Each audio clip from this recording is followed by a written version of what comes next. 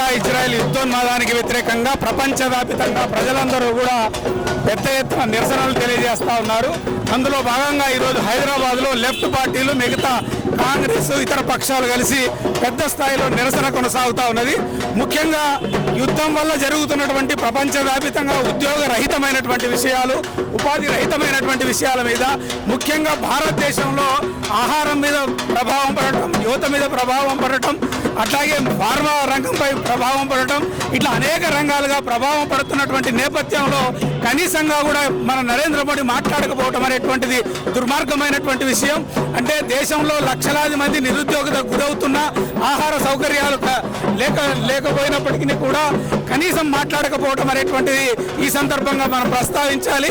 ప్రపంచమంతా కూడా యుద్ధం అంటేనే పెద్ద ఎత్తున విధ్వంసం, యుద్ధం అంటేనే విధ్వంసకర విధానం, దానికి వ్యతిరేకంగా యావత్ ప్రజానీకం కూడా బయటికి రావాల్సిన అవసరం ఉన్నది. 150 కోట్ల భారతదేశ జనాభాకు ప్రతినిధి అయినటువంటి నరేంద్ర మోడీ కూడా ఈ యుద్ధాన్ని ఆపడం కోసం ప్రయత్నించాలి, తాను కూడా మాట్లాడాలి.